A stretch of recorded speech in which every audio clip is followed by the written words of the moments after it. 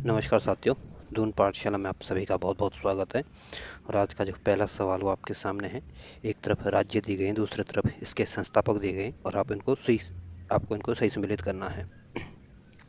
तो जो हैदराबाद है ये वर्तमान में आपके तेलंगाना की राजधानी है और इसकी स्थापना आपके 1724 में चिनक्लिज खां निजामुल मुल्क ने की थी। तो पहला सही सुमेलित है। और जो रुहेलखंड की स्थापना की गई थी आपके 1727 में अली मोहम्मद खां द्वारा की गई थी। और जो भरतपुर है ये आपके राजस्थान राज्य का एक जनपद है। और इस भरतपुर की स्थापना आपके 1740 में भदन सिंह ने की थी। और जो मैसूर है ये आपके कर्नाटक राज्य में है और इसकी स्थापना आपके 1761 में आपके हैदर अली ने की थी। तो इस तरह से आप इनको सही सम्मिलित करने की कोशिश करोगे तो जो ए ऑप्शन होगा ये आपका सही आंसर होगा। अगला क्वेश्चन कह रहा है कि किस राज्य के शासक नवाब वजीर कहलाते थे। तो जो अवध के जो नवाब होते थे उनके जो शासक होते थे उनको वजीर कहा जाता था। तो जो ए ऑप्शन होगा ये आपका सही आंसर होगा। और जो कर्नाटक राज्य है इसकी स्थापना आपके 1720 में शादत उल्ला खां ने की थी। और जो बंगाल राज्य है इसकी स्थापना आपके 1723 में 1713 में 1713 में आपके मुर्शिद कुली खां ने की थी। तो इसमें जो ए ऑप्शन होगा ये आपका सही आंसर होगा। अगला क्वेश्चन कह रहा है कि किसने ग्रामीण जाटों को एक सैनिक शक्ति के रूप में संगठित किया। तो ग्रामीण जाटों को एक सैनिक शक्ति के रूप में जो संगठित किया था ये आपके चूड़ामन ने संगठित किया था। तो जो सी ऑप्शन होगा ये आपका सही आंसर होगा। और इस चूड़ामन का संबंध आपके भरतपुर से था।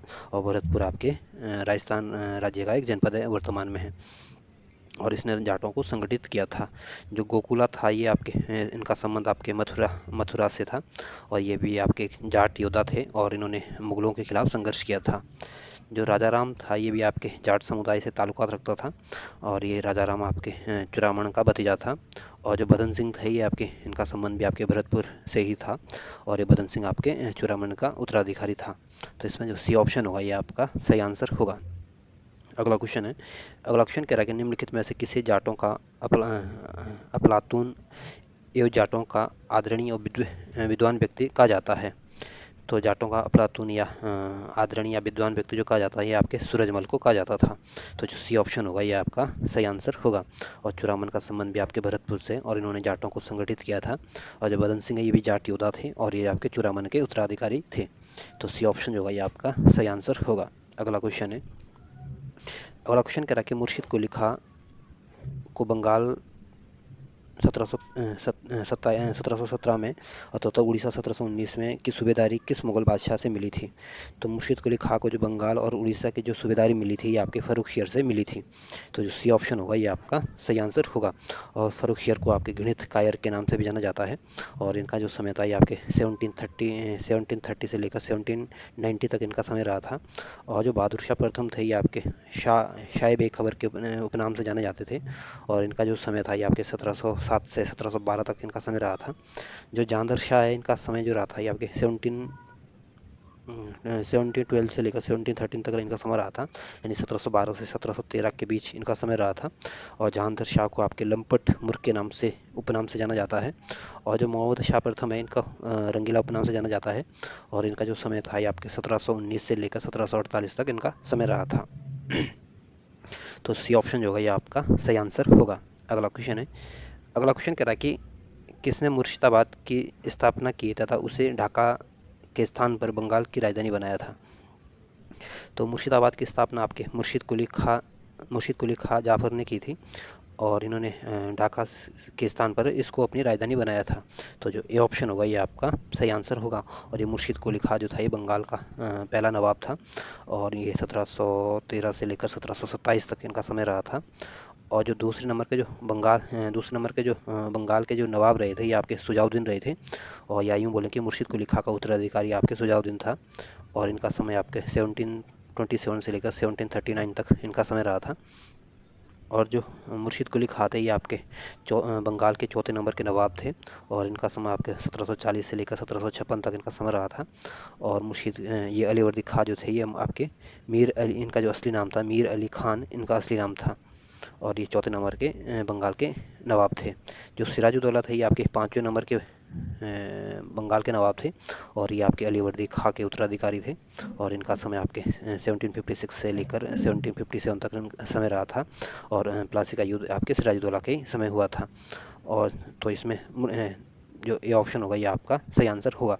और कई बार इनकी क्रोनोलॉजी पूछ लेते हैं कि पहले कौन आया था बाद में कौन आया था। तो पहले नंबर पर जो राजा बने थे मुर्शीद कुली खां, दूसरे पर आपके सुजाउद्दीन बने थे और तीसरे पे जो बंगाल का जो नवाब बना था ये आपका सरफराज खां बना था। और सरफराज खां का जो समय था ये आपके 1739 से लेकर 1740 तक इनका समय रहा था। और चौथे नंबर पे आपके अलीवर्दी खां आते हैं, पाँचवें नंबर पे आपके सिराजुद्दौला आते हैं और छठे नंबर पे आपके फिर मीर जाफर आते हैं और सातवें पे आपके मीर कासिम आते हैं और आठवें में फिर से आपके मीर जाफर बंगाल के नवाब बनते हैं और नौवें नंबर पे आपके निजाम उदौला नौवें नंबर के नवाब बनते हैं और 10वें नंबर के आपके नवाब जो बनते हैं बंगाल के शेप उदौला बनते हैं और 11वें नंबर के जो बंगाल के नवाब बनते हैं ये आपके मुबारक उदौला बनते हैं जो कि अंतिम अंतिम नवाब होते हैं। तो इसमें ए ऑप्शन होगा ये आपका सही आंसर होगा। अगला क्वेश्चन है, अगला क्वेश्चन कह रहा है कि बंगाल के शासक मुर्शीद कुली खां जफर खां मुर्शीद कुली खां एवं अंग्रेजी ईस्ट इंडिया कंपनी के बीच विवाद का प्रमुख कारण क्या था। तो बंगाल के जो नवाब थे मुर्शीद कुली खां और अंग्रेजों के बीच जो विवाद का जो सबसे प्रमुख कारण था ये आपके मुगल बादशाह द्वारा जो फर्रुखियत द्वारा जो 1717 में फरमान जारी किया गया था। इनके ब्रिटिश के लिए ब्रिटिश कंपनी और मुर्शीद खान ने इसकी अलग अलग व्याख्या की थी। तो इस वजह से इनके बीच ये हमेशा विवाद का कारण बना रहा था और ये जो फरमान मिला था इस फरमान के माध्यम से ये जो अंग्रेज थे ये अपने इसका दुरुपयोग करते थे। इस वजह से जो पहला कथन होगा ये आपका सही आंसर होगा। अगला क्वेश्चन है, अगला क्वेश्चन कह रहा है कि किस मुगल बादशाह ने 1733 में बिहार की सूबेदारी बंगाल के नवाब सुजाउद्दीन को प्रदान की।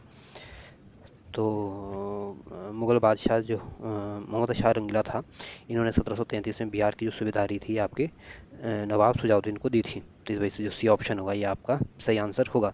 और बहादुर शाह जो प्रथम था ये आपके शाह बेखबर उपनाम से जाना जाते हैं और 1707 से 1712 तक इनका समय रहा था। और वहीं जो फर्रुखियार इनका समय 1713 से 1719 तक रहा था और ये मुगल वंश के गणित कायर के नाम से इनको जाना जाता है। और अहमद शाह का समय आपके 1748 से 1754 तक रहा था। तो सी ऑप्शन होगा ये आपका सही आंसर होगा। अगला क्वेश्चन है, अगला क्वेश्चन कह रहा है कि बंगाल के किस नवाब ने यूरोपीय लोगों की तुलना मधुमक्खी के छत्ते से की जिसे यदि छेड़ा जाए तो शहद देगी, यदि यदि न छेड़ा जाए तो शहद देगी और यदि छत्ते को साथ छेड़छाड़ की गई तो मधुमक्खियाँ काट काट के प्राण ले सकती थी। तो जो अलीवर्दी खां थे या बंगाल के नवाब थे और यूरोपियों लोगों के बारे में अक्सर ये कहा करते थे कि ये मधुमक्खी छत्ते की तरह है, अगर इनके साथ छेड़खानी ना करे तो ये आपको शहद देगी और अगर अगर इनके साथ छेड़खानी करोगे तो ये आपको काट काट के आपके मार देगी। तो ये अलीवर्दी खां का कथन था। तो इस वजह से जो ए ऑप्शन होगा ये आपका सही आंसर होगा। और जो सिराजुद्दौला था ये आपके बंगाल के 5वें नंबर के नवाब बने थे और ये आपके मुर्शी अलीवर्दी खां के उत्तराधिकारी थे। और जो मीर जाफ़र थे ये आपके सिराजुद्दौला के उत्तराधिकारी थे और ये मीर जाफ़र ही ने ही जो प्लासी का युद्ध हुआ था इसमें गद्दारी की थी। और मीर जाफ़र के बाद जो बंगाल के नवाब बने थे यहाँ पे मीर कासिम बने थे और 1760 से 1763 तक ये बंगाल के नवाब रहे थे। तो इस वजह से जो ए ऑप्शन होगा ये आपका सही आंसर होगा। अगला क्वेश्चन है, अगला क्वेश्चन कह रहा है कि अंग्रेजों द्वारा कलकत्ता तथा फ्रांसीसियों द्वारा चंद्रनगर की किलेबंदी सुदृढ़ करने का विरोध करते बंगाल के किस नवाब ने कहा, तुम व्यापारी हो, तुम्हें किले का क्या करना है, मेरे संरक्षण में रहते हुए तुम्हें शत्रुओं का कोई भय नहीं है। तो जो बंगाल के जो नवाब थे अलीवर्दी खां इन्होंने अंग्रेजों और फ्रांसीसियों से जब इन्होंने किलेबंदी कर रही थी कलकत्ता और चंद्रनगर में तब इन्होंने कहा था कि आपको किले बनाने की क्या ज़रूरत है, आप तो मेरे संरक्षण में, आपको किसी शत्रु का भय नहीं है। तो ये आपके अलीवर्दी खां की बातें थी या अलीवर्दी खां का कथन था। तो इस वजह से जो सी ऑप्शन होगा ये आपका सही आंसर होगा। और जो सुजाउद्दीन थे आपके मुर्शीद कुली खां के उत्तराधिकारी थे और 1727 से लेकर 1739 तक इनका समय रहा था। और जो सरफराज खां थे ये आपके सुजाउद्दीन के उत्तराधिकारी थे और इनका जो समय रहा था आपके 1739 से लेकर 1740 तक इनका समय रहा था। और जो सिराजुद्दौला था ये आपके अलीवर्दी खां के उत्तराधिकारी थे। तो इसमें सी ऑप्शन होगा आपका सही आंसर होगा। अगला क्वेश्चन है, अगला क्वेश्चन कह रहा है कि बंगाल का वो नवाब कौन था जो जानता था कि वो अंग्रेजों को बंगाल की भूमि से निकाल बाहर कर सकता है, किंतु ऐसी स्थिति में उसके ही शब्दों में समुद्र में आग लग सकती है। तो ये अलीवर्दी खां जो थे, ये अंग्रेज़ों को बंगाल, ये इन्होंने कहा था कि अंग्रेज़ों को बंगाल की भूमि से तो ये बाहर कर सकते हैं, लेकिन ऐसे करने पर इनके शब्दों में ही समुद्र में आग लग जाएगी। हम्म। तो जो ए ऑप्शन होगा ये आपका सही आंसर होगा। और जो सिराजुद्दौला थे, ये इनके समय प्लासी का युद्ध हुआ था, और ये 5वें नंबर के बंगाल के नवाब थे। जो मीर जाफ़र थे, 6ठे नंबर के, पहली बार जो नवाब बने थे 6ठे नंबर के नवाब बने थे, और जब दूसरी बार बने थे ये 8वें नंबर के नवाब बने थे, और प्लासी के युद्ध में इन्होंने ही गद्दारी की थी। जो मीर कासिम थे, ये आपके 7वें नंबर के नवाब बने थे, और बक्सर का युद्ध आपके मीर कासिम के समय हुआ था। तो जो ए ऑप्शन होगा ये आपका सही आंसर होगा। अगला क्वेश्चन है। अगला क्वेश्चन कह रहा है कि बंगाल के किस नवाब ने अपने उत्तराधिकारी को यह सलाह दी, तीनों अंग्रेज, फ्रांसीसी, डच को एक साथ निर्बल करने का विचार मत करना। इन तीनों में अंग्रेज सबसे सशक्त है। पहले उनका अंत करना, और अन्य तुमको विशेष कष्ट नहीं देंगे। तो जो अलीवर्दी खां थे, ये बहुत दूरदृष्टि वाले व्यक्ति थे, और इन्होंने अपने उत्तराधिकारियों के लिए ये संदेश या मैसेज दिया था कि तुम अंग्रेजों, फ्रांसीसियों, डचों को एक साथ इनको मतलब लड़ने की कोशिश मत करना। इनमें सबसे पहले आप अंग्रेजों को निपटा लेना। फिर जब आप अंग्रेज जो लोग हैं, ये सबसे शक्तिशाली है, और ये बहुत चाटुकारिता करते हैं। इस वजह से सबसे पहले इनसे निपटना, धीरे फिर आप इनसे जो ये फ्रांसीसी और डच है, फिर इनसे निपट लेना, क्योंकि ये आपको ज़्यादा इतना विशेष नुकसान नहीं पहुंचाएंगे जितना अंग्रेज पहुंचा सकते हैं। तो ये अपने उत्तराधिकारियों के लिए अलीवर्दी खान ने मैसेज दिया था। तो जो ए ऑप्शन होगा ये आपका सही आंसर होगा। और जो अलीवर्दी खां का जो उत्तराधिकारी था, ये आपका सिराजुद्दौला था। और मीर जाफर जो था, ये 2 बार बंगाल का नवाब बना था। पहली बार आपके 1757 से 1760 तक रहा था। दूसरी बार जो नवाब बना था, ये आपके 1763 से 1765 तक ये आपका नवाब रहा था बंगाल का। और जो मीर कासिम था, इन्होंने जब बंगाल का नवाब बना था, तो ये अपनी राजधानी मुर्शिदाबाद से मुंगेर ले गए थे। तो ए ऑप्शन जो होगा आपका सही आंसर होगा। अगला क्वेश्चन है। अगला क्वेश्चन कह रहा है कि बंगाल का नवाब अलीवर्दी खां का उत्तराधिकारी कौन था। तो बंगाल का जो नवाब था अलीवर्दी खां था, इसका जो उत्तराधिकारी था ये आपका सिराजुद्दौला था। तो जो ए ऑप्शन होगा ये आपका सही आंसर होगा। और जो सरफराज था, ये आपके सुजाउद्दीन का उत्तराधिकारी था। मीर जाफर आपके सिराजुद्दौला का उत्तराधिकारी था, और मीर कासिम आपके मीर जाफर के बाद या मीर जाफर का उत्तराधिकारी था। इस वजह से जो ए ऑप्शन होगा ये आपका सही आंसर होगा। अगला क्वेश्चन है। अगला क्वेश्चन कह रहा है कि बंगाल के नवाब सिराजुद्दौला और ब्रिटिश कंपनी के बीच विवाद का कारण थे।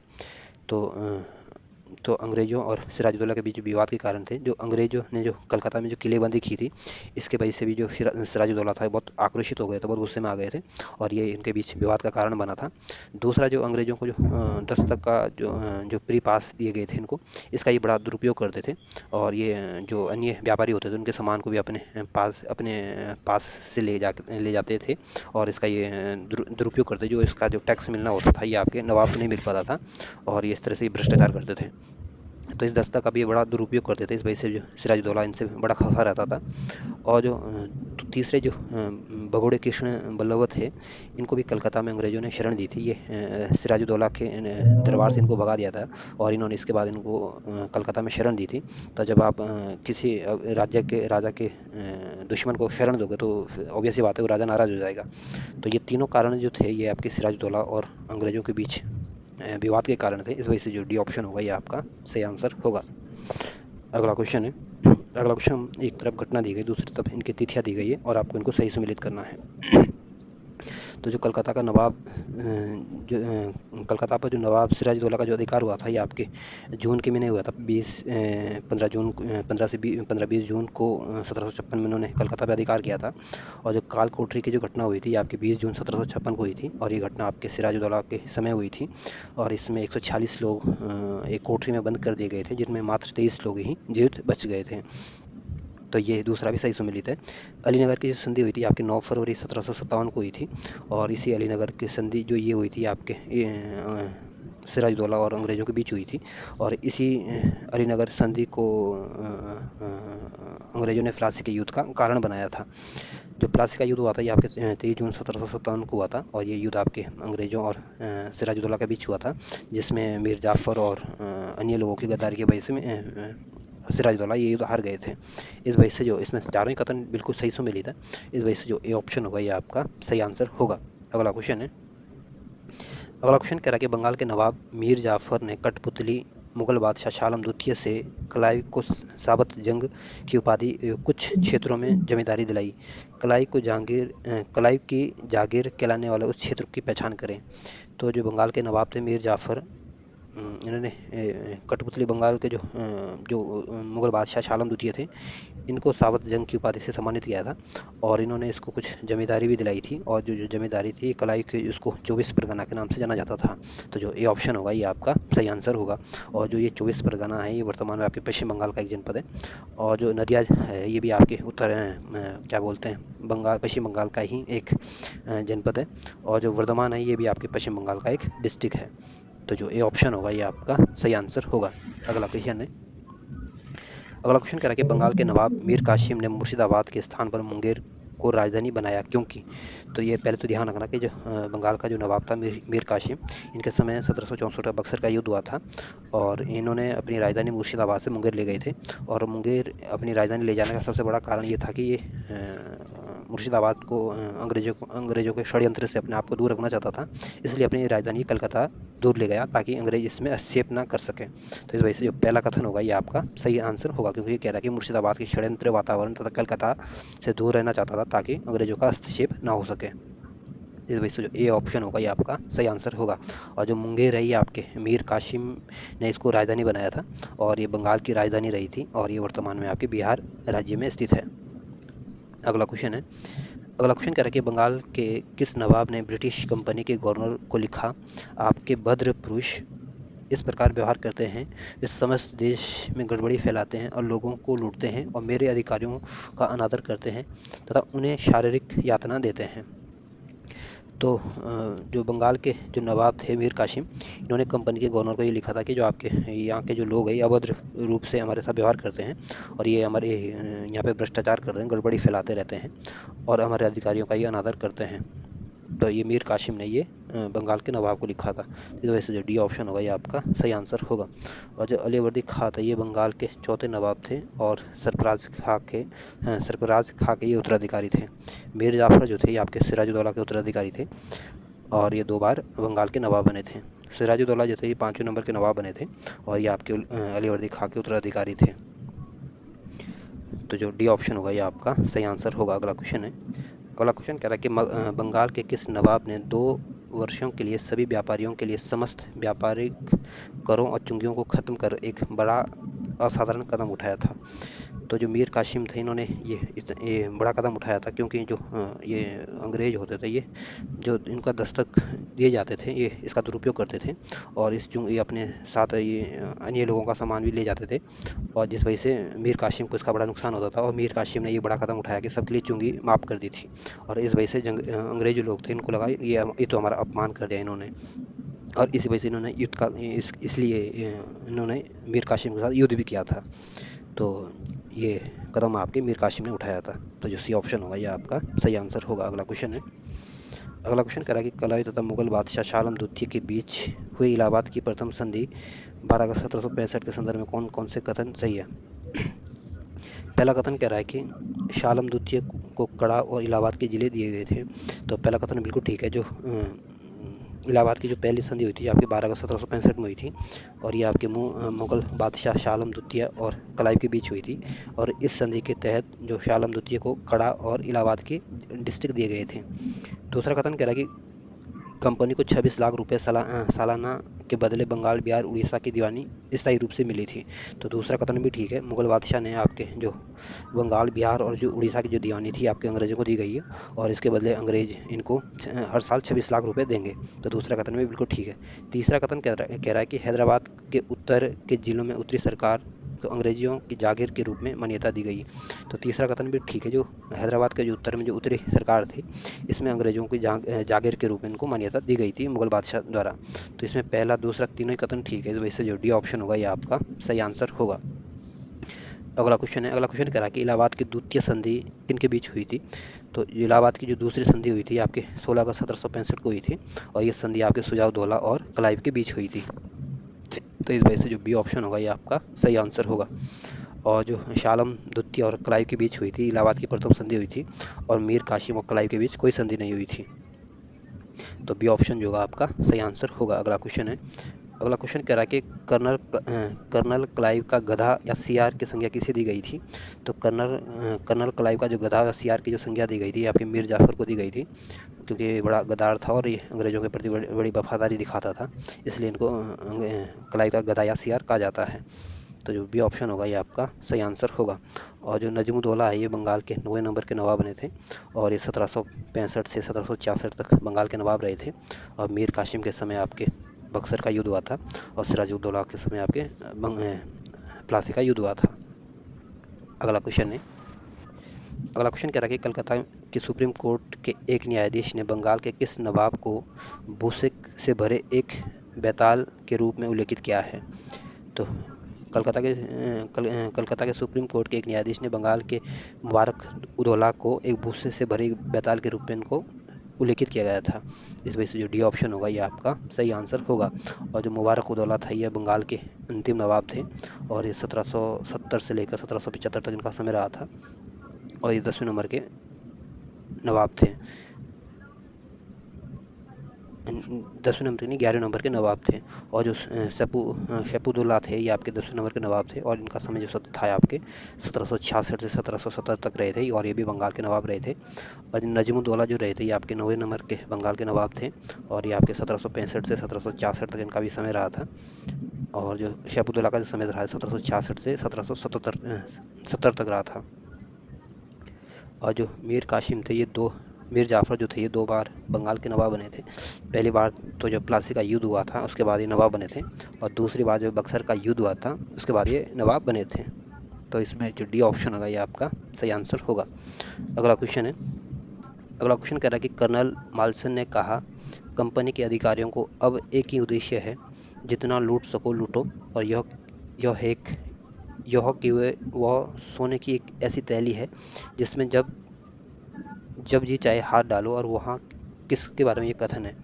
तो ये मीर जाफ़र के बारे में कर्नल माल्सन ने कहा था कि कंपनी के अधिकारियों का अब एक ही उद्देश्य है, जितना लूट सको लूटो और यह कि वो सोने की एक ऐसी थैली है जब इसमें मन हो तब हाथ डालो तब इसमें से पैसे निकल जाते हैं। तो ये मीर जाफ़र के बारे में ये कहा था।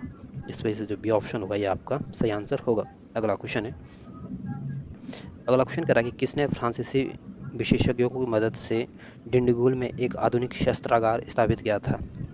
तो फ्रांसीसी की मदद से जो डिंडीगुल में जो आधुनिक शस्त्रागार जो स्थापित किया था ये आपके हैदर अली ने स्थापित किया था। तो जो बी ऑप्शन होगा ये आपका सही आंसर होगा।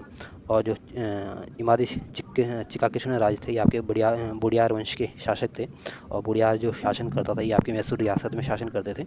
और जो टीपू सुल्तान था ये आपके हैदर अली का उत्तराधिकारी था और ये आपके हैदर अली का पुत्र था। और जो हैदर अली था ये की मृत्यु तो आपके दूसरे आंग्ले मैसूर युद्ध में हुई थी और टीपू सुल्तान की मृत्यु आपके चौथे आंग्ले मैसूर युद्ध में हुई थी। तो बी ऑप्शन जो आपका सही आंसर होगा। अगला क्वेश्चन है, अगला क्वेश्चन कह रहा है कि किसने घोषणा कर रखी थी कि वो अंग्रेजों को पहले तो अरकाट से निकाल बाहर करेगा और उसके बाद भारत से। तो हैदर अली ने ऐसी घोषणा की थी कि वो पहले तो अंग्रेजों को अरकाट से भगाएगा, बाद में इनको भारत से बाहर निकालेगा। तो जो सी ऑप्शन होगा ये आपका सही आंसर होगा। और जो टीपू सुल्तान था ये आपके हैदर अली का उत्तराधिकारी और हैदर अली का पुत्र था। और जो मोहम्मद अली था ये आपके कर्नाटक के अरकाट के नवाब थे। और जो चंदा साहिब थे ये आपके कर्नाटक के क्षेत्र के शासक थे और इनको फ्रांसीसियों का समर्थन हुआ था और चंदा साहिब का संबंध आपके कर्नाटक युद्ध से है। तो इसमें जो सी ऑप्शन होगा ये आपका सही आंसर होगा। अगला क्वेश्चन है, अगला क्वेश्चन इसमें 2 सूचियाँ दी गई है और एक तरफ इनके युद्ध दिए गए, दूसरी तरफ इनकी संज्ञा दी गई है, आपको उनको सही सम्मिलित करना है। तो जो प्रथम आंग्ल मैसूर युद्ध हुआ था ये आपके 1767 से 69 तक चला था और ये युद्ध आपके हैदर अली और अंग्रेज़ों के बीच हुआ था, जिसमें हैदर अली की विजय हुई थी और अंग्रेज़ों की बुरी तरह से हार हुई थी और अंग्रेज़ों को मजबूरी से मद्रास की संधि करनी पड़ी थी। और प्रथम आंग्ल मैसूर युद्ध जो हुआ था ये आपके मद्रास संधि के तहत समाप्त हुआ था। तो पहला सही सुमेलित है। दूसरा जो आंग्ल मैसूर युद्ध हुआ था ये आपके 1780 से 1784 के बीच हुआ था और 1784 में जो ये इस युद्ध की समाप्ति हुई थी आपके मंगलोर संधि के तहत हुई थी। और ये इस युद्ध में आपके जो हैदर अली थे इनकी मृत्यु हो गई थी और इस युद्ध के आगे का नेतृत्व आपके टीपू सुल्तान ने संभाला था और मंगलोर संधि के तहत इस युद्ध की समाप्ति हुई थी। तो दूसरा भी सही सुमेलित है। जो तीसरा आंग्ल मैसूर युद्ध है आपके 1790 में शुरू हुआ था और 1792 तक ये युद्ध चला था और ये युद्ध आपके लॉर्ड कॉर्नवालिस के टाइम हुआ था। और ये युद्ध की समाप्ति आपके श्रीरंगपट्टनम की संधि के तहत इस युद्ध की समाप्ति हुई थी। और ध्यान रखना, जो प्रथम आंग्ल मैसूर युद्ध हुआ था ये आपके बरेलास्ट के समय हुआ था। और दूसरा आंग्ल मैसूर युद्ध आपके वॉरेन हेस्टिंग के समय हुआ था। और तीसरा आंग्ल मैसूर युद्ध आपके लॉर्ड कॉर्नवालिस के समय हुआ था। और चौथा आंग्ल मैसूर युद्ध जो हुआ था ये आपके लॉर्ड वेलेजली के समय हुआ था। तो ये तीनों ही सही समय लिया था, इस वजह से जो ये ऑप्शन होगा ये आपका सही आंसर होगा। अगला क्वेश्चन है। अगला क्वेश्चन भी दो सूचियाँ दी गई, एक तरफ युद्ध दी गई, दूसरी तरफ अंग्रेजी सेना का नेतृत्व दिया गया था। तो जो पहला आंग्लो मैसूर युद्ध हुआ था ये आपके टीपू हैदर अली और अंग्रेजों के बीच हुआ था। और मैसूर की तरफ से तो हैदर अली ने इसका नेतृत्व किया था, और अंग्रेजों की तरफ से आपके जनरल स्मिथ ने इस युद्ध का नेतृत्व किया था। और ये युद्ध आपके मद्रास संधि के तहत इसकी समाप्ति हुई थी। और 1767 से 1769 तक, यानी 1760 से 1769 तक ये युद्ध चला था। तो पहला सही सुमेलित है। दूसरा आंग्लो मैसूर युद्ध जो हुआ था ये आपके 1780 में शुरू हुआ था, और 1784 में इस युद्ध की समाप्ति हुई थी। और इस युद्ध में आपके हैदर अली की मृत्यु हो गई थी। और इस हैदर अली की मृत्यु के बाद इस युद्ध का नेतृत्व जो आपके संभाला था ये आपके टीपू सुल्तान ने संभाला था। और ये युद्ध आपके मंगलोर संधि के तहत समाप्त हुआ था। और अंग्रेजों की तरफ से इस युद्ध का जो नेतृत्व कर रहे थे ये आपके जनरल आयरकुट कर रहे थे। तो दूसरा भी सही सम्मिलित है। तीसरा जो आंग्ल मैसूर युद्ध हुआ था ये आपके 1790 में शुरू हुआ था। और ये युद्ध भी आपके टीपू सुल्तान और अंग्रेजों के बीच हुआ था। और इसमें अंग्रेजों की तरफ से मेजर जनरल मेडोज युद्ध का नेतृत्व कर रहे थे।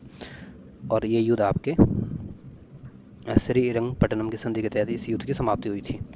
तो जो चौथा आंग्ल मैसूर युद्ध हुआ था ये आपके टीपू सुल्तान और अंग्रेजों के बीच हुआ था। और इस चौथे आंग्ल मैसूर युद्ध में जो टीपू सुल्तान की मृत्यु हो गई थी। और इस चौथा जो आंग्ल मैसूर युद्ध हुआ था इसमें अंग्रेजों की तरफ से जो नेतृत्व कर रहा था ये आपके जनरल स्टुअर्ट कर रहे थे। तो ये सारे सही सुमेलित है, इस वजह से जो ए ऑप्शन होगा ये आपका सही आंसर होगा। अगला क्वेश्चन है। अगला क्वेश्चन कह रहा है कि हैदर अली की मृत्यु 1782 किस युद्ध के दौरान हुई थी। तो हैदर अली की मृत्यु जो हुई थी आपके दूसरे आंग्ल मैसूर युद्ध में हुई थी। और तो इस वजह से जो बी ऑप्शन होगा ये आपका सही आंसर होगा। और जो पहला आंग्लो मैसूर युद्ध हुआ था ये आपके 1767 से 69 तक चला था, और मद्रास के संधि के तहत ये समाप्त हुआ था। तीसरा आंग्ल मैसूर युद्ध जो आता है ये आपके 1790 से 1792 तक चला था, और श्रीरंगपट्टनम की संधि के तहत समाप्त हुआ था। चौथा आंग्ल मैसूर युद्ध जो हुआ था ये आपके 1799 में हुआ था। और इस युद्ध में मैसूर की हार हो गई थी। और इस युद्ध के बाद मैसूर के ऊपर सहायक संधि थोप दी थी या लाद दी थी। तो इस वजह से जो बी ऑप्शन होगा ये आपका सही आंसर होगा। अगला क्वेश्चन है। अगला क्वेश्चन कह रहा है कि द्वितीय आंग्ल मैसूर युद्ध को बंद करने के लिए टीपू सुल्तान तथा अंग्रेजों के मध्य मंगलोर की संधि हुई। इस संधि पर अंग्रेजों की ओर से हस्ताक्षर करने वाला मद्रास का गवर्नर का क्या नाम था। तो जो दूसरा आंग्ल मैसूर युद्ध हुआ था ये आपके मंगलोर की संधि के तहत समाप्त हुआ था। और ये युद्ध आपके अंग्रेजों और टीपू सुल्तान के बीच हुआ था। शुरू में तो इस युद्ध का नेतृत्व में आपके हैदर अली ने संभाला था, लेकिन बीच में इनकी मृत्यु हो गई थी। तो इस वजह से जो इसका नेतृत्व टीपू सुल्तान के हाथ में आया था। और इस संधि पर अंग्रेजों की तरफ से जो हस्ताक्षर किए थे ये आपके लॉर्ड मैकेरिने ने किए थे। तो जो सी ऑप्शन होगा ये आपका सही आंसर होगा। अगला क्वेश्चन है। अगला क्वेश्चन कह रहा है कि दूसरा आंग्ल मैसूर युद्ध के समय गवर्नर जनरल कौन था। तो दूसरे आंग्ल मैसूर युद्ध के समय आपका जो गवर्नर जनरल थे ये आपके वॉरेन हेस्टिंग्स थे। तो ये ऑप्शन होगा ये आपका सही आंसर होगा। और लॉर्ड कॉर्नवालिस के समय तीसरा आंग्ल मैसूर युद्ध हुआ था। और लॉर्ड वेलेस्ली के समय आपके चौथा आंग्ल मैसूर युद्ध हुआ था। चौथा आंग्ल मैसूर युद्ध हुआ था। और जो सर जॉन शोर थे इनका जो समय था ये भी बंगाल के गवर्नर जनरल थे। और इनका समय आपके 1793 से लेकर 1798 तक रहा था। और ये अपने हस्तक्षेप की नीति के लिए जाने जाते हैं, या इन्होंने हस्तक्षेप की नीति अपनाई थी। तो इसमें जो ए ऑप्शन होगा ये आपका सही आंसर होगा। अगला क्वेश्चन है। अगला क्वेश्चन आपके टीपू सुल्तान तथा कॉर्नवालिस के बीच जो श्रीरंगपट्टनम की संधि हुई थी 1792 में, उसके संदर्भ में पूछा गया। और आपको बताना है इस चार ऑप्शनों में से कौन कौन से कथन सही है। पहला कथन कह रहा है कि टीपू को अपना आधा राज्य अंग्रेजों को देना पड़ा। तो पहला कथन बिल्कुल ठीक है। जो श्रीरंगपट्टनम की संधि हुई थी इस संधि के तहत टीपू को अपना आधा राज्य अंग्रेजों को देना पड़ा था। दूसरा कथन क्या है, टीपू को 3 करोड़ रुपए युद्ध क्षति के रूप में भी देना पड़ा। तो दूसरा कथन भी बिल्कुल ठीक है। इस संधि के तहत टीपू को 3 करोड़ रुपए की क्षतिपूर्ति के रूप में इनको देने पड़े थे अंग्रेजों को। तीसरा कथन कह रहा है कि ब्रिटिश रेजिमेंट को श्रीरंगपट्टनम में स्थापित करना पड़ा। तो तीसरा कथन गलत है। ब्रिटिश रेजिमेंट को इसमें नहीं रखा गया था। तो इस वजह से तीसरा कथन क्या होता है, गलत हो जाता है। चौथा कथन कह रहा है कि अपने दो बेटों को बंधक स्वरूप अंग्रेजों के पास रखना स्वीकार करना पड़ा। तो चौथा कथन भी ठीक है, टीपू सुल्तान को अपने 2 बेटों को अंग्रेजों के पास रखना पड़ा जब तक कि वो 3 करोड़ रुपए क्षतिपूर्ति के रूप में उसको न लौटा दें। तो इसमें पहला, दूसरा, चौथा कथन तो ठीक है, तीसरा कथन गलत है। इस वजह से जो सी ऑप्शन होगा ये आपका सही आंसर होगा। अगला क्वेश्चन है, अगला क्वेश्चन क्या रहेगा, टीपू सुल्तान ने अंग्रेजों को निष्कासित करने के लिए किन देशों के साथ संपर्क स्थापित किया था? तो टीपू सुल्तान ने अंग्रेजों को भारत से बाहर निकालने के लिए फ्रांस के साथ भी संपर्क किया था, अरब देशों के साथ भी इन्होंने संपर्क किया था, अफगानिस्तान देश के साथ भी इन्होंने संपर्क किया था, और मॉरिशस के साथ भी इन्होंने संपर्क किया था, और तुर्की के साथ भी इन्होंने संपर्क स्थापित किए थे। तो इस वजह से जो ये सारे इसमें इन सारे देशों से इन्होंने संपर्क किया था, इस वजह से जो डी ऑप्शन होगा ये आपका सही आंसर होगा। अगला क्वेश्चन है, अगला क्वेश्चन है आपके टीपू सुल्तान के बारे में पूछा गया और आपके सामने 4 कथन और आपको बताना कि इसमें कौन कौन से कथन सही है। पहला कथन कह रहा है कि टीपू ने एक नया कैलेंडर या पंचांग लागू किया था। तो पहला कथन बिल्कुल ठीक है, जो टीपू सुल्तान था इन्होंने अपना नया कैलेंडर जारी किया था। दूसरा कथन कह रहा है कि टीपू ने सिक्का ढलाई की एक नई प्रणाली की शुरुआत की थी। तो दूसरा कथन भी ठीक है, टीपू ने अलग से अपने सिक्का ढलाई की एक नई प्रणाली की शुरुआत की थी। तीसरा कथन कह रहा है कि टीपू ने माप तौल के लिए नए पैमाने को अपनाया था। तो तीसरा कथन भी ठीक है, टीपू ने भूमि माप तौल के लिए अलग पैमाने अपनाए थे और सिक्कों के लिए भी अलग पैमाना अपनाया था। तो तीसरा कथन भी बिल्कुल ठीक है। चौथा कथन कह रहा है कि फ्रांसीसी क्रांति की सफलता से प्रभावित होकर उसने श्रीरंगपट्टनम में जैकोबिन क्लब की स्थापना की और स्वतंत्रता का वृक्ष लगाया तथा अपने अपने आप को नागरिक टीपू विहित करने लगा। तो चौथा कथन भी ठीक है, जो फ्रांसीसी क्रांति हुई थी आपके 1789 में हुई थी और इस क्रांति की सफलता से टीपू सुल्तान बहुत प्रभावित हुए थे और इसलिए इन्होंने श्रीरंगपट्टनम में जैकोबिन क्लब की स्थापना की थी और इन्होंने यहाँ पे एक स्वतंत्रता का वृक्ष भी लगाया था और ये अपने आप को इसके बाद नागरिक टीपू के नाम से संबोधित करने लगे थे। तो इसमें चारों के चारों कथन इसमें ठीक है, इस वजह से जो डी ऑप्शन होगा ये आपका सही आंसर होगा। अगला क्वेश्चन है, अगला क्वेश्चन कह रहा है तीसरा आंग्लो मैसूर युद्ध के दौरान टीपू के विरुद्ध चतुपक्षीय संयुक्त मोर्चा में कौन कौन शामिल थे? तो जो तीसरा आंग्लो मैसूर युद्ध हुआ था ये आपके 1790 में इसकी शुरुआत हुई थी और ये 1792 तक ये युद्ध चला था और एक तरफ तो इसमें टीपू सुल्तान इस युद्ध को नेतृत्व कर रहे थे, दूसरी तरफ अंग्रेज और इसमें अंग्रेजों के साथ आपके त्रावणकोर भी शामिल था, निजाम भी इसमें शामिल था और मराठा भी इसमें शामिल थे और अंग्रेज भी इसमें शामिल थे। तो इन संयुक्त सेना को के सामने आपके टीपू सुल्तान अकेले लड़ रहे थे। तो इसमें जो ये ऑप्शन होगा ये आपका सही आंसर होगा और इसमें टीपू सुल्तान की हार हुई थी और श्रीरंगपट्टनम की संधि के तहत इनको ये इस युद्ध की समाप्ति करनी पड़ी। अगला क्वेश्चन है, अगला क्वेश्चन है चौथे आंग्लो मैसूर युद्ध के संदर्भ में पूछा गया और इसमें 3 कथन दिए गए हैं और आपको बताना कि इसमें कौन कौन से कथन सही है। पहला कथन कह रहा है कि इस युद्ध के दौरान टीपू सुल्तान की मृत्यु हो गई। तो पहला कथन बिल्कुल ठीक है, जो चौथा आंग्लो मैसूर युद्ध हुआ था 1799 में हुआ था और इसी युद्ध में आपके टीपू सुल्तान की मृत्यु हुई थी और इनके जो पिताजी थे हैदर अली, इनकी मृत्यु आपके दूसरे आंग्लो मैसूर युद्ध में हुई थी। दूसरा कथन कह रहा है कि इस युद्ध में अंग्रेजों की पूर्ण विजय हुई और मैसूर के अधिकांश प्रदेशों का अंग्रेजी राज्य में विलय कर दिया गया था। तो दूसरा कथन भी बिल्कुल ठीक है, जो चौथा आंग्लो मैसूर युद्ध हुआ था अंग्रेजों को पूरी तरह से इसमें विजय प्राप्त हो गई थी और जो मैसूर के जो अधिकांश क्षेत्र थे या अधिकांश प्रदेश थे उन पे अंग्रेजों का नियंत्रण हो गया था और इन्होंने अपने इसमें विलय कर दिया था अंग्रेजों ने। तीसरा कथन कह रहा है कि बोडियार वंश के एक बालक कृष्णराज द्वितीय को राजगद्दी पर बिठाकर मैसूर राज्य का सहायक संधि ला दी थी। तो तीसरा कथन भी बिल्कुल ठीक है, जो बोडियार वंश के एक छोटे से बालक को कृष्णराज द्वितीय को राजगद्दी पर बिठाया और मैसूर के ऊपर सहायक संधि थोप दी थी। तो इसमें तीनों ही कथन ठीक है, तो इस वजह से जो डी ऑप्शन होगा ये आपका सही आंसर होगा।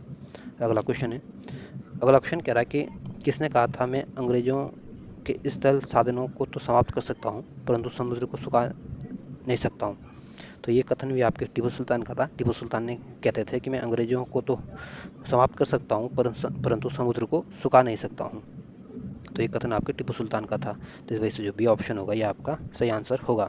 और जो हैदर अली थे ये 1761 में मैसूर के शासक बने थे और इन्होंने प्रथम जो आंग्ल मैसूर युद्ध हुआ था इन्होंने इसमें अंग्रेजों को बुरी तरह से इन्होंने पराजित किया था। जो सिराजुद्दौला थे ये बंगाल के 5वें नंबर के नवाब बने थे और प्लासी के युद्ध में इनकी हार हुई थी और प्लासी के युद्ध के हारने के बाद जो मीर जाफर के जो पुत्र थे मिरन, उनके द्वारा इनकी हत्या कर दी गई थी। जो मीर कासिम थे ये बंगाल के अंतिम योग्य नवाब थे और बक्सर का युद्ध इसी के समय हुआ था। तो जो बी ऑप्शन होगा ये आपका सही आंसर होगा। अगला क्वेश्चन है, अगला क्वेश्चन कह रहा है कि यह किसकी अत्यंत प्रिय उक्ति थी? भेड़ की तरह एक लंबी जिंदगी जीने से कहीं बेहतर है कि शेर की तरह एक दिन जीना है। तो ये कथन भी आपके टीपू सुल्तान का था। टीपू सुल्तान अक्सर कहा करते थे कि भेड़ की तरह एक लंबी जीवन जीना से अच्छा है कि मैं शेर की तरह एक दिन जीऊँ।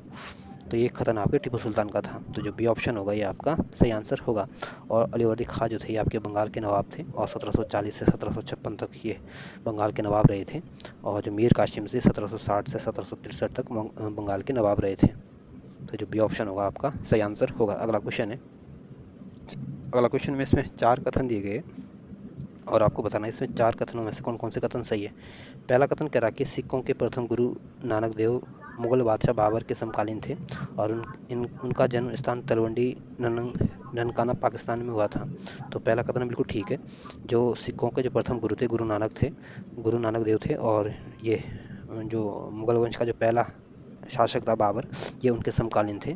और गुरु नानक का जन्म आपके 1469 में तलवंडी पाकिस्तान में हुआ था और इस वजह से पहला कथन ठीक है। दूसरा कथन कह रहा है कि सिखों के दूसरे गुरु अंगद का मूल नाम लहना था। तो दूसरा कथन भी बिल्कुल ठीक है। जो सिखों के जो दूसरे गुरु थे या अंगदेव थे या अंगद थे और इनका मूल नाम आपका लहना था। तीसरा कथन कह रहा है कि अकबर ने सिखों के चौथे गुरु रामदास को 500 बीघा जमीन दान में दिया और जिस पर इन्होंने अमृतसर नामक तालाब बनाया था। तो तीसरा कथन भी बिल्कुल ठीक है। जो गुरु रामदास थे आपके अकबर के समकालीन थे और इस गुरु रामदास को अकबर ने 500 बीघा की जमीन दान दी थी और जिसके ऊपर गुरु रामदास ने अमृतसर नामक एक तालाब को बनाया था। तो तीसरा कथन भी बिल्कुल ठीक है। चौथा कथन कह रहा है कि सिखों के 5वें गुरु अर्जुन देव ने अमृतसर में हरमंदिर साहिब स्वर्ण मंदिर के नाम से जो प्रसिद्ध है की नींव रखी और गुरु की गद्दी पर वंशानुगत उत्तराधिकार का प्रचलन किया तथा शहजादा खुसरो की मदद कर गुरुओं द्वारा पहली बार राजनीतिक मामलों में रुचि दिखाई। तो चौथा कथन भी बिल्कुल ठीक है। जो गुरु अर्जुन देव थे 5वें नंबर के गुरु थे और इन्होंने जो अमृतसर में जो हरमंदिर साहिब है उसकी नींव रखी थी या स्वर्ण मंदिर की नींव रखी थी और इन्होंने जो उत्तराधिकार का जो प्रचलन था इसको वंशानुगत बना दिया था पीढ़ी दर पीढ़ी की, मतलब ट्रांसलेट होगा ये। और इन्होंने जो शहजादा खुसरो तो उनकी मदद की थी और ये ऐसा पहली बार हुआ था जब किसी राजनीतिक मामले में इन्होंने हस्तक्षेप किया था या रुचि दिखाई थी। और इसी वजह से जो जहांगीर इनसे नाराज हो गए थे और इसी वजह से जहांगीर ने इनको मरवा दिया था, इनको मृत्यु दंड दिया था। जिसमें पहला, दूसरा, तीसरा, चौथा कथन चारों कथन ठीक है। तो इस वजह से जो डी ऑप्शन होगा ये आपका सही आंसर होगा। अगला क्वेश्चन है, अगला क्वेश्चन कह रहा है कि किस सिख गुरु ने प्रत्येक सिख से दशांश धार्मिक कर वसूल करना आरंभ किया, उस साधु वेश त्याग कर राजसिक वस्त्र पहनना प्रारंभ किया। तो जो 5वें नंबर के गुरु अर्जुन देव थे इन्होंने धार्मिक कर वसूलना प्रारंभ किया था और साधु की वेश त्याग कर इन्होंने राजाओं की तरह अपने आप को रहना शुरू कर दिया था। तो इसमें जो ऑप्शन होगा ये आपका सही आंसर होगा। और जो गुरु अर्जुन देव थे इन्होंने आदि ग्रंथ की रचना की थी और 1581 से लेकर 1606 तक इनका समय रहा था। जो गुरु तेग बहादुर थे ये आपके 9वें नंबर के गुरु थे और ये इनको औरंगजेब ने मरवा दिया था और इनका जो समय रहा था ये आपके 1664 से लेकर 1675 तक ये सिखों के गुरु रहे थे। जो हरगोविंद थे ये 6ठे नंबर के गुरु थे और इन्होंने हरगोविंद ने आपके अकाल तख्त का निर्माण किया था या अकाल तख्त का गठन किया था और इनका जो समय रहा था ये आपके 1606 से लेकर 1645 तक ये सिखों के गुरु रहे थे। और जो गुरु गोविंद सिंह थे ये आपके 10वें नंबर के गुरु थे और ये सिखों के अंतिम गुरु थे। और ये जो सिखों के गुरु रहे थे आपके 1675 से लेकर 1708 तक के सिखों के गुरु रहे थे। तो इस वजह से जो ये ऑप्शन होगा ये आपका सही आंसर होगा।